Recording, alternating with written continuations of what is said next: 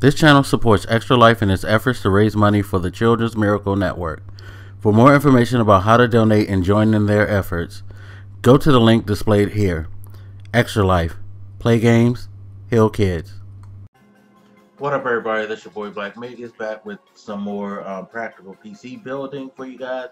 We're going to start off with the components now. This is the first component that I'm going to talk about because I believe that this is the first thing that you should buy before you buy anything, and that is the motherboard. Now, this is the motherboard that I have right here, MSI Z97 PC made.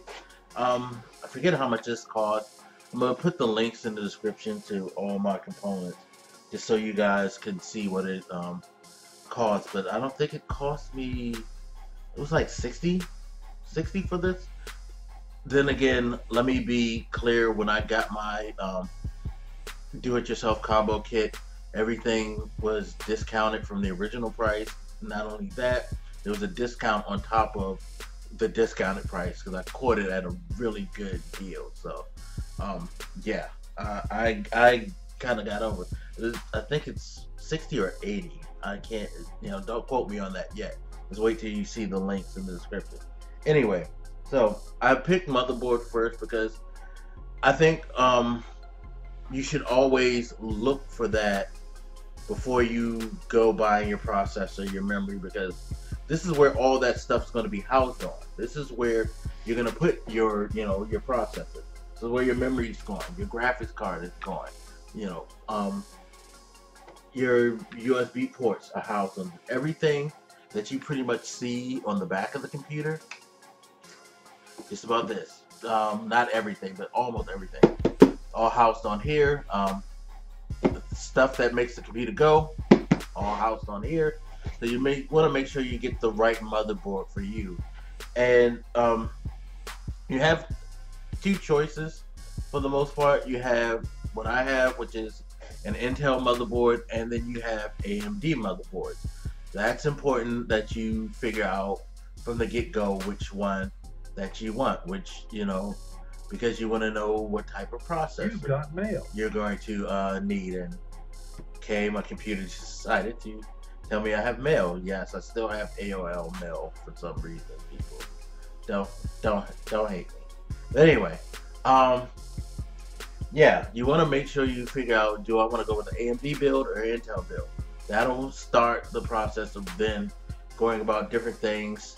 Like with me, one of those things that I got caught up on that took me a minute was USB ports. I have a thing about USB ports, which is weird when I don't need to get a motherboard with a, you don't need to get a motherboard with a huge amount of USB ports. I saw an ASRock one that had like at least 10, if not 12 USB ports built onto the motherboard, and my eyes lit up, but at the same time I was like, I don't really need this. And then this is the thing, the components on the motherboard, you need to make sure that there's a case that you can get that will host that. So that would probably be the second thing that you want to look at after you get the motherboard, because you want to make sure you get the right size case that'll line up with what you have.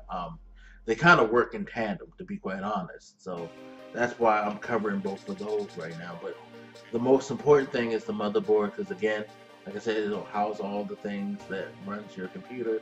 It'll, let you decide what type of processor you want, whether you want to go the AMD route. And also, you need to find out if it allows overclocking as well, because processors and graphics cards will allow you to overclock.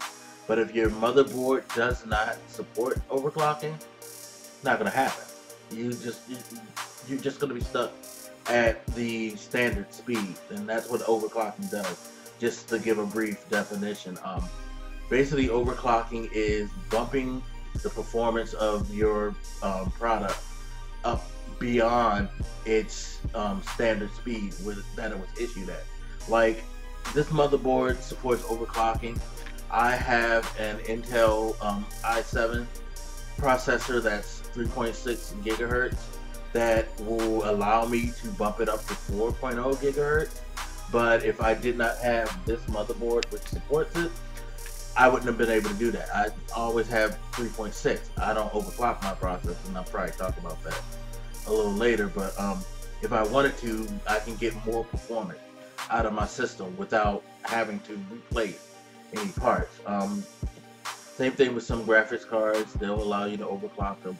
You just have to make sure you, again, as I said in the previous video, have an idea of exactly where you want to go, what do you want to do with your computer, and this will make your selection of your motherboard and other components that much more easy. Make sure you figure that out first. But I'm happy with this motherboard simply because it will allow me to move to the next generation, which is something that you should also consider too. Find out when you're looking at these motherboards, where's the end cap for your components, such as this. I can get 32 gigabytes of memory. That's as much memory as I can hold. I can just about use, I can use any graphics card, so I'm good there.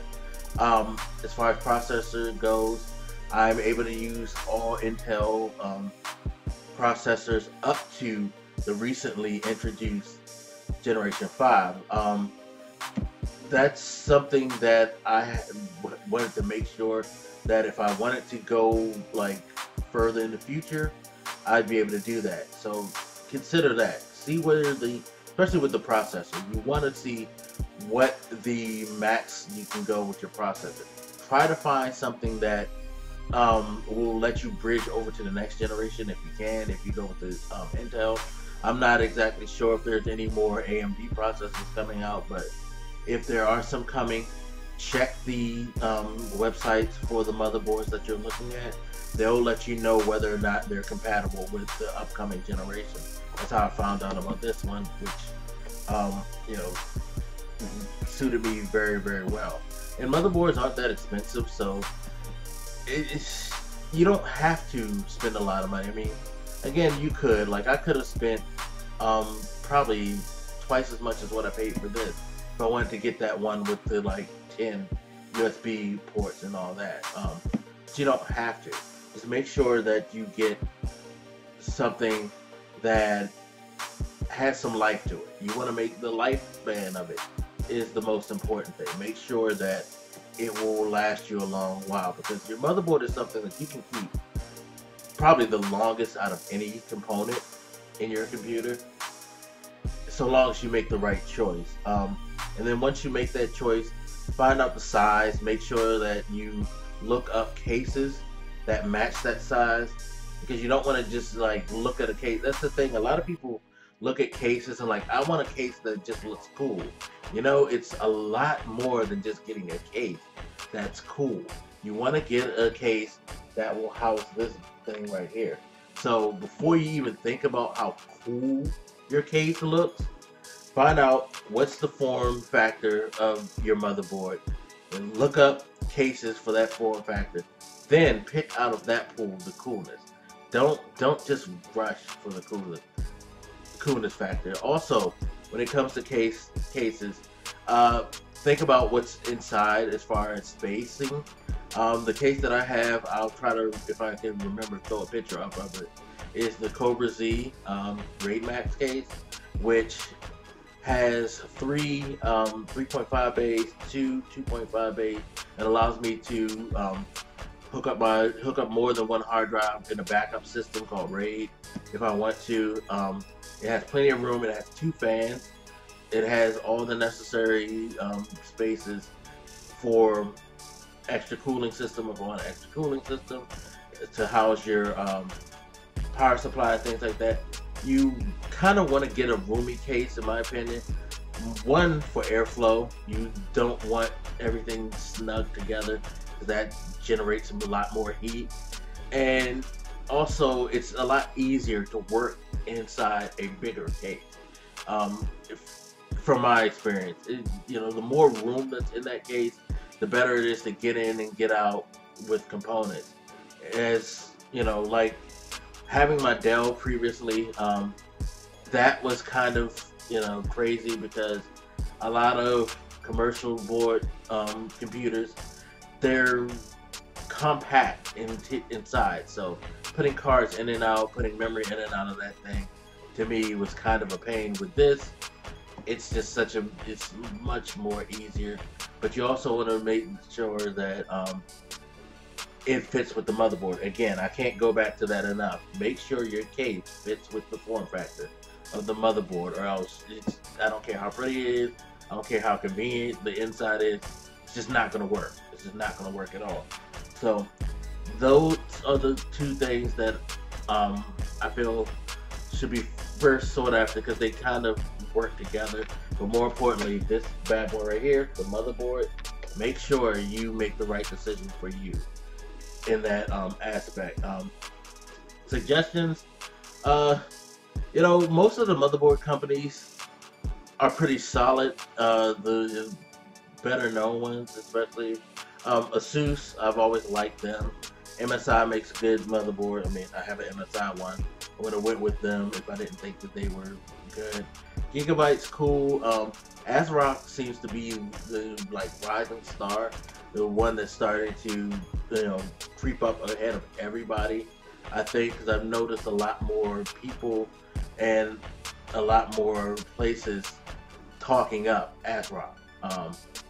They're probably the most expensive out of all of those, them and Asus, but honestly, it's not a huge thing. You can get, I think I saw a couple of motherboards that were over 200, but for the most part, motherboards you can get for under 150, and you can get a lot out of those motherboards. So you don't need to, again, don't think that the more money you spend, the better off you are, because if something less expensive suits your needs, that's what you need to do. That's the most important thing, and that's why I call this practical PC building, because a lot of people feel like if I spend this much money, then that means that I'm getting that much better. It's not necessarily always that way. It really doesn't always work that way. Get something that fits what you want.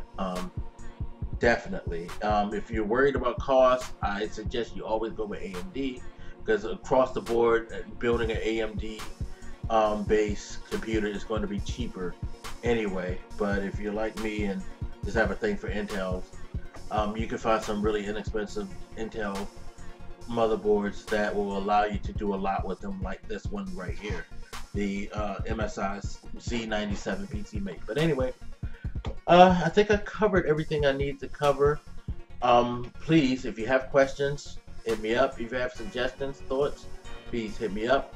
Always interested in other people's opinion. Of course, let's keep the opinions to constructive criticism at best, because, you know, everybody has a different opinion of how this works. Not everybody's way of doing things is going to appeal to each other, so keep that in mind before you start trying to throw insults and all that stuff, even though I'm just going to laugh at them. But anyway, as always, feel free to hit me up, let me know what you think, and I'll holler at you later. This your boy Black Makers, and I'm out, y'all. Deuces.